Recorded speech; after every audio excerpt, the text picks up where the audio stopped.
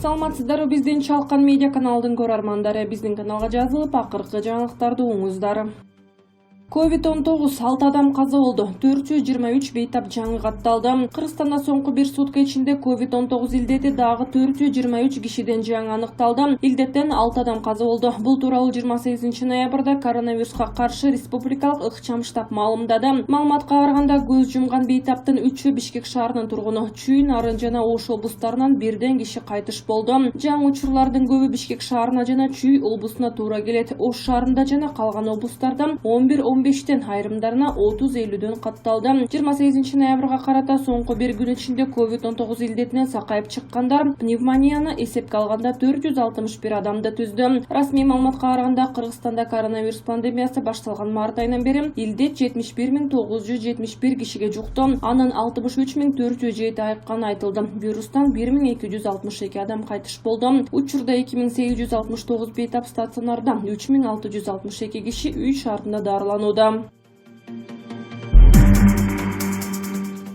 УКМК Жапаровдун тарапташтары коркутуп жатат деген маалыматка көңүл бурду. Коркутуулар боюнча Жарандык көзөмөл комитетинин активисттери билдиришкен. Алардын айтымында Жапаровдун тарапташтары конституциялык реформага каршы пикирин айткан коомдук ишмерлерди коркутуп жатышат. Улуттук коопсуздук боюнча мамлекеттик комитет президентке талапкер Садыр Жапаровдун тарапташтары делген адамдар тарабынан коркутуп үркүтүүлөр болуп жатат деген маалыматка реакция кылды. Коркутуулар боюнча Жарандык көзөмөл комитетинин активисттери билдиришкен. Алардын айтымында Жапаровдун тарапташтары конституциялык реформага каршы пикирин айткан коомдук ишмерлерди коркутуп жатышат. Активисттер мындай фактыларды жаздырып алып, укук органдарына кайрылууга чакырышкан. УКМК өлкөдөгү тынчтык жана туруктуулукту сактоо үчүн бардык тараптарды кызматташууга чакырат. Ал үчүн кандайдыр бир коркутууга дуушар болгондор далили менен укук коргоо органдарына кайрылуусу керек. Комитет чагымдылдык маалыматтарды тараткан жарандар мыйзам чегинде жооп берерин эскертет деп айтылат билдирүүдө. Мындан тышкары УКМК президентке талапкер болууга аракет кылып, бирок соттулугу жоюлбагандыгы үчүн документтери кайтарылган Бектур Асановдун билдирүүсүнө баа берди. Анда Асанов эмоция калтырып, социалдык тармактын айрым колдонуучуларынын беделине шек келтирди. Бул үчүн жоопкерчиликке каралышы мүмкүн деп жазылган.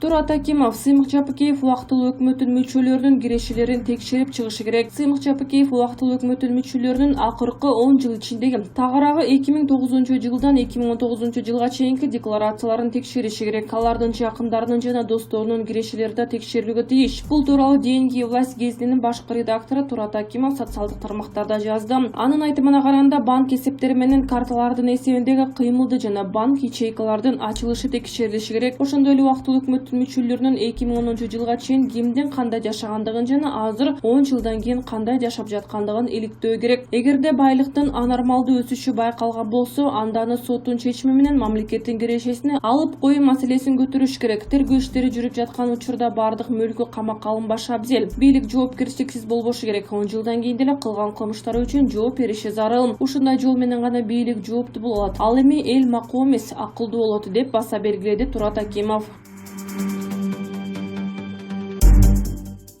Каргашага Адахан Мадумаров күнөөлүгү. Кабар медиа каналына журналист Нышанбек Кочкоров интервью берип, аксы окуясы териштирилип бүт элек, эч ким жазаланган жок деп жаңы жагдайларды алып чыкты. Анын айтканына ишенсек, 7 кишинин өмүрүн алган аксы окуясы боюнча негизги күнөөкөр Адахан Мадумаров болуп жатат. Азаттыктын кеңсесиндеги маегинде да Азимбек Бекназаровдун камакта жатып сабалганы боюнча маалымат мен тараткам деп Адахан Мадумаров мойнуна алып жатат. Чындыгында Азимбек Бекназаров сабалган эмес. Аксы окуясы Каңшаардан улам тутанып күчүп кеткени белгилүү. Ал эми Адахан Мадумаров аксы окуясы боюнча айткан ошол сөзүн азыр да кайталай алабы же танып кетеби?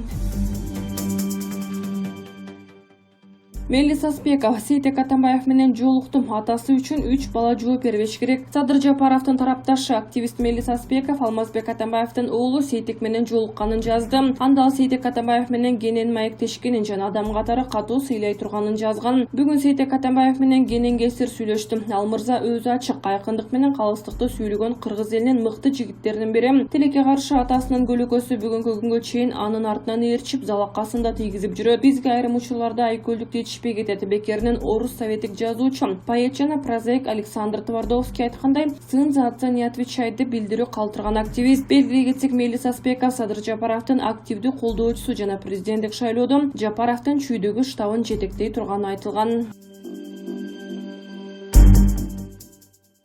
Атамекен партиясы ИИМди, Инфоком жана Унай ишканаларын басып алган. 6 октябрда Бишкектеги баш мамандыктан кийин Атамекен партиясы УКМКны басып алууга Эльвира Сурабалдиева баш болгон топту жөнөтүп, Сурабалдиева УКМКнын төрагалыгына Атамекен партиясынын мүчөсү Элдар Абакировду отургузууга аракет кылган. Бирок аларга УКМКнын төрага кызматына Максат Мамыткановду дайындайбыз деп барышкан. Чоң Азат партиясынын Сыймык Жапыкеев баштаган тобу тоскоолдук жаратып, жаңжал чыккан. Бул жаңжал тууралуу 6 октябрда Атамекенчи Эльвира Сурабалдиева өзүнүн Facebook социалдык тармагындагы баракчасында мени УКМКда Сыймык Жапыкеев сабады деп жазып жарыялаган. Ал эми ИИМди жана анын министрдин кызматын басып алууга Атамекен партиясы Рыскелди Момбеков баштаган топту жумшаган. Момбековдун ИИМдиги ошол күнкү видео тасмасы интернетте кеңири таркалууда. Ошол эле учурда Атамекен партиясы Кыргызстандын мамлекеттик каттоо кызматын жана анын төрагалыгын, ага арачтуу Инфоком жана Уна мамлекеттик ишканаларын басып алууга Атамекенчи Тилек Токтогазиевдин бир тууган жездеси Нурлан Сабитов жетектеген топту жөнөткөн. Атамекенчилер Кыргызстандын мамлекеттик каттоо кызматына барышып, ал жерде Нурлан Сабитовду мам каттоо кызматынын төрагасы деп жарыялашат. Андан кийин жаңы дайындалган төрага Нурлан Сабитов Инфоком ишканасына барып, анын жетекчисин кызматтан алып, анын ордуна Атамекен партиясынын өкүлүн директор кылып дайындайт. Андан ары өзүн ГРСтин председателимин деп тааныштырган Нурлан Сабитов Унай ишканасына барып, анын жетекчисин кызматтан алып, ордуна Атамекендин өкүлүн директор кылып дайындай баштаган. Уна мамлекеттик ишканасынын эмгек жааматы каршы чыгып жаткан учур тартылган видео тасмам биздин куржунга келип түштү. Ушундай ондогон кызмат басып алууларды ошол күндөгү бир гана легитимдүү бийлик органы болуп турган Кыргызстандын Коопсуздук кеңешинин секретариаты менен анын жетекчиси генерал Субаналиев токтотуп, баарын артка кайтарган.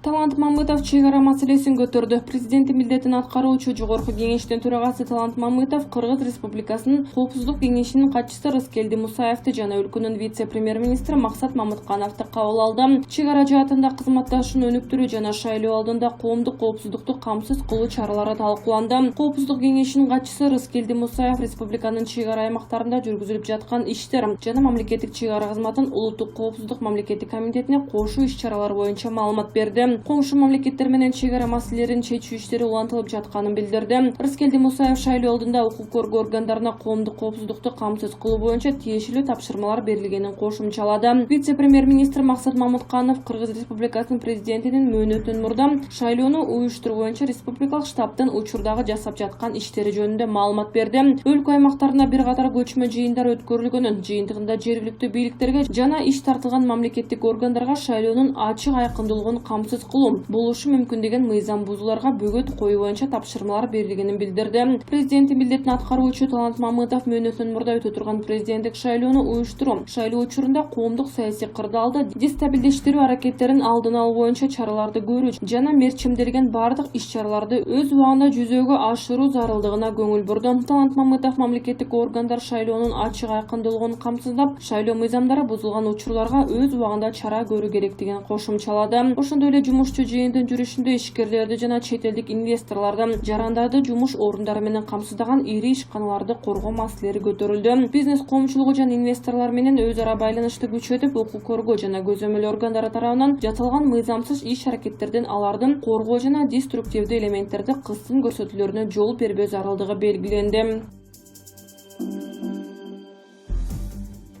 Депутаттык демилге чет элдиктерге кыргыз жарандыгын сатуу сунушталды. Кыргызстанга 100 000 долларлык инвестиция жасаган чет элдик жарандарга кыргыз жарандыгын берүү сунуштап чыккан депутат Дастан Бекешев аталган мыйзам долбоорунда бул боюнча мындай түшүндүрмө жазылган. Бул мыйзам долбоор инвестициялардын ордуна чет элдиктерге Кыргыз Республикасынын жарандыгын берүү механизми аркылуу Кыргызстандын тышкы карызын төлөө үчүн акча топтоо максатында иштелип чыкты. Кыргызстандын тышкы карызын төлөө үчүн каражатты аккумуляциялоо боюнча атайын эсепке 100 000 доллар төлөгөн чет элдиктерге Кыргызстандын жарандыгын жөнөкөйлөштүрүлгөн тартипте берилет. Буга окшош мыйзамдар бир катар өлкөлөрдө бар экенин белгиледи. Мисал катары Сент-Китс кош инвестициялык жарандыкты сунуштаган алгачкы өлкөлөрдүн бири. Инвестициялардын ордуна жарандык программасы 1984-жылдан тартып ишке ашкан. Инвестициялоого бир нече мүмкүндүк бар. Туруктуу өнүгүү фондуна 183 000 доллар которуу же 288 000 долларга кыймылсыз мүлк сатып алуу. Бул өлкөнүн жарандыгы 150 өлкөгө визасыз кирүүгө мүмкүндүк берет. Дүйнөдө инвестициялардын ордуна жарандыкты сунуштаган 30дай өлкө бар. Келечекте мыйзам долбоор кабыл алынып калса, Кыргызстан инвестициялардын ордуна жарандыкты сунуштаган Борбор Азиядагы биринчи мамлекет болуп калмакчы.